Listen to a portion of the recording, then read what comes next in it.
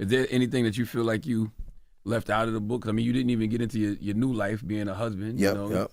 Well, I felt, and people ask me that, and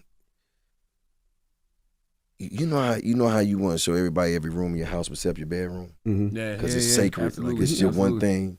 It's like that's my sacred place. Like I don't want nobody. I don't want all these things that I went through to even, connect with that, because I feel like, I don't want that energy with my new life. It's looking like Jeezy don't want Jeannie Mai to have anything to do with anything that he got going on moving forward, and that's one of the reasons why he didn't mention her in the book.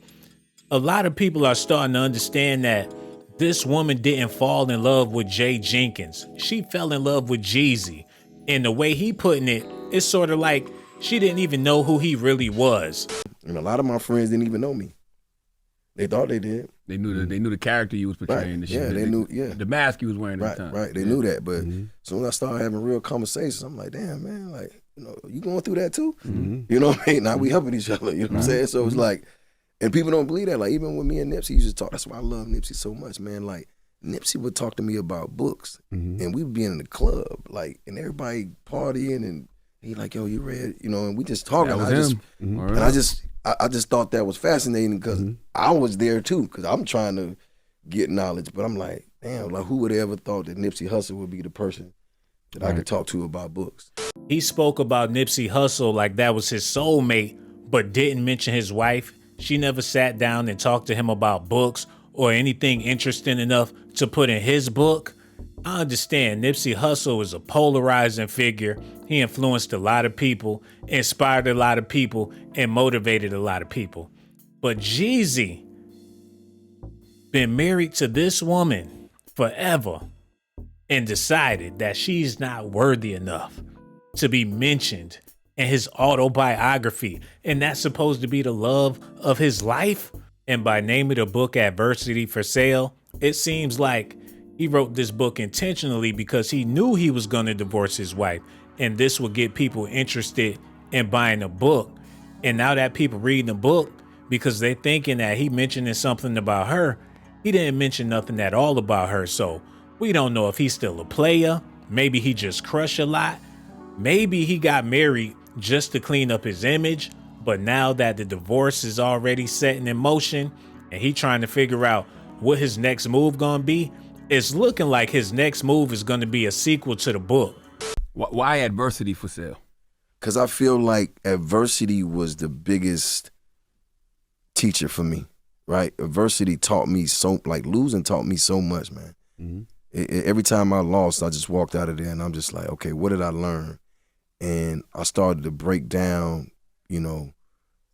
just how I was learning, and it was basically through all my losses. Like I learned every time I wasted money, I learned every time I wasted a relationship, I learned every time, I wasted my time and my energy on something. It sounds to me that everything in this book is a direct shot at his wife. He's talking about how he failed and made horrible decisions and how he bounced back.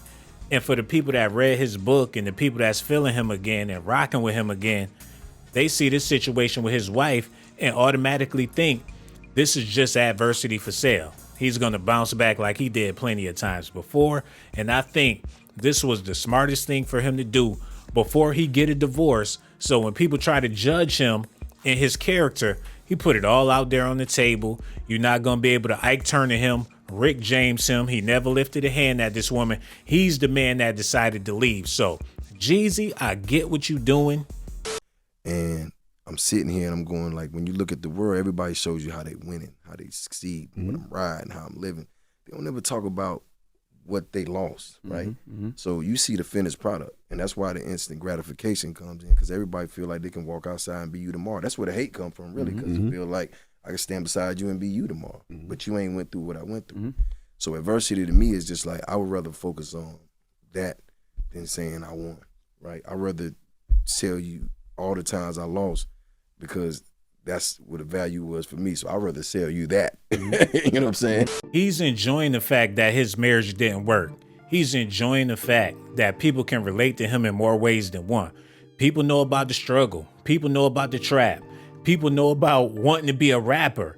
And people also know about divorce and failed marriages. So as he mature, he's coming at you with mature issues, and that makes him more relatable to the public, especially at a time where people felt like we can't relate to him anymore because he married who he married and was living a lifestyle that's the complete opposite of why we fell in love with this man. He mentioned everything from the street life to becoming famous, but didn't say nothing about his marriage life. Is there anything that you feel like you left out of the book? I mean, you didn't even get into your new life being a husband. Yep, you know? yep. I don't want that energy in my new life. I feel like I'm writing something to stop that chapter. And if you peep why I stopped the chapter, and if you watch how I live my life, and people are like, why'd you stop on verses? I said, because that's when I made a decision. That was the decision, evolve or die. So, bam, stop right there, and I'm going to evolve. Y'all deal with that shit. That's on y'all to figure out. I ain't got to never do another record in my life. If you read his book, you'll see that he ended the book with the versus battle against Gucci. He feel like that was a major landmark in his life where he put an end to the beef. He confronted his worst enemy. He dealt with that. People didn't agree with it. People didn't like it. People was calling him a sucker for days. But he felt like that was his escape route from everything that he had going on. And it seems like that's including his marriage. If he can get it right with Gucci and move on, he can definitely get over Jeannie Mai. It felt like when Will Smith, if you read Will Smith's book, he ends his book jumping out of a plane. Yeah. And that's how you feel like you left yours. Yeah, because you know, to a lot of people, verses was just music, but it was so much behind that culturally, right. and one of us had to make a decision, right? Because if it would have went the way everybody wanted it to go or thought it was gonna go, then we would be in the same place. And there's not any just any place, safe place for somebody to say, hey, bro, I don't really get along with what you talking about, but we got to figure this out, which is the conflict resolution, right? He'd been married to this woman for 2 years straight and wrote a whole book about his conflict with Gucci. But in his mind, it's looking like he feel like if he can get over the situation with Gucci, something that plagued him for most of his career, he can easily walk away and move on from a woman that he barely even know, but decided to marry because she wanted to be a superstar like Kim Kardashian, and his famous success helped her reach that plateau until she lost her job and now she's stuck with a baby. Now I get it. Jeezy didn't want for him and Gucci to end up like YFN Lucci and Young Thug, but YFN Lucci and Young Thug is not married men. Both Jeezy and Gucci, had wives on their arms. He decided that he wanted to leave the beef alone, leave his wife alone, leave the streets alone, but he was recently spotted in Magic City. So when is he gonna leave those strippers alone? Because when I look at Young Thug and Lucci, that hurt my heart, bro. You know what I'm saying? Because like somebody had to get in that and be like, bro, listen, however it went, like, we went to war with, Vietnam and all these other countries, but we still had, after the fight, we had to figure it out because we still have to live, right? Now everybody know his wife is from Vietnam, and he's mentioning how the U.S. went to war with Vietnam and how even though all that drama took place, the U.S. and Vietnam still have to live with each other. That's a metaphor for him and his wife. He's American, she from Vietnam, but they have a baby together. So regardless of what happened or what's about to happen, they still got to live with each other. And he's finding peace in the Gucci Mane situation to help him move forward and help him undo the worst decision he ever made in his life. And my thing is, when I see these guys sitting in jail and prison and all their people was out here starving and the people they was taking care of and employing and all that, is a wrap. But for what? You know what I'm saying? Like, because we can't sit down. So that's what verses was about to me. And I'm gonna keep it 1,000. I ain't need to do no verses. You know what I'm saying? Like, but for the culture, I owe them that. I'm the one that was telling them to go out here and do what they had to do.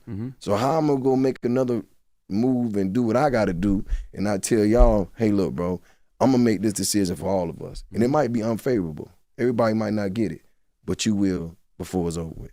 I'm convinced that every time he talk about the versus battle, he's talking about his marriage metaphorically, because a lot of people didn't agree with the move he made by getting married to this woman. And he know he was dead wrong, and he owe it to the culture to get a divorce and find him a woman that's more suitable. We waiting to see who she is, and she better look something like this, or else we not trying to rock with him no more. He knows that, so he got to do what he got to do to get back in good graces with the people. And I love how you broke down where you were at in that moment when the truth played. Yeah. It was like, you was like, stay strapped could have came. Oh no, it was. You made a No, choice. it was there. It was right there. Ace was queued up. That's right. Ace was ready to go. He could have set it off. That's right. And I just, in my mind, I just said what I had to say because it didn't affect me then. It's not gonna affect me now. And we already done went through about 15 years of this. Mm-hmm. So I'm moving on, bro. You know, and that's in front of the world, right? In front of everybody that respects me and might not respect me tomorrow, but they ain't got shit to do with my kids, my life, my legacy, none of that. He's talking about moving on. He mentioned his kids, his life, his legacy, but never, not one time, said nothing about the love of his life, the woman that he proposed to, the woman that he walked down the aisle with, the woman that bore him his child. He going on and on about Gucci. They might as well get married. It seemed like that's who he wanted to be with. And I'm not trying to say something that's pause-worthy, but if you could write a book about another man and you more fascinated with him than you are about your bride, and y'all both from Atlanta, my eyebrows is raised up like Eddie Murphy, man. You know, we all have to do things that are unfavorable to change and save lives. And I'll take that. I mean, somebody might say, yo, man, I feel like you was this for not doing that. That's how you feel, bro. But if you ain't seeing these guys die, because I'm not even talking about just rappers. I'm talking about people that I know from the streets. You know what I'm saying? It's like, it never stops. My stepmom just called me. Her nephew just got killed. He was over my house last Father's Day. You know, it's a good kid. I'm just like, damn. Like, he ain't got nothing to do with, but they're listening to us. So let me be the person to take that lick for all of us, right? And that's why I stopped the book there, because I'm going on to live my new life. Right. And if y'all want Jeezy, he back there. Now, if you want Jay Jenkins, he's at the Breakfast Club. Right. You feel me? And Adversity for Sale is in stores right now. That's right. The book is out right now. Make sure you go pick it up. He's a changed man, and I respect him for that. He's not looking back. He's taking his legacy, his kids, his mama, his daddy, his cousins, his friends, his clothes, his shoes, his jewelry, his shades, and everything with him, except for Jeannie Mai. Is she really that bad? Do she deserve this much hate from her own husband? She gotta feel like she don't have a friend in the world. Y'all gonna have to let me know how y'all feel about this in the comment section. I got so much love for y'all. Man, please let me know, and I'm gonna show y'all some love. Hit that Cash App, $ Sean Blaze Docs. I'm gonna holla at y'all later. You know you want to, you might as well subscribe. You know you want to, you might as well subscribe. You know you want to, you might as well subscribe. You know you want to, you might as well subscribe. You know you want to, you might as well subscribe. You know you want to, you might as well subscribe. You know you want to, you might as well subscribe.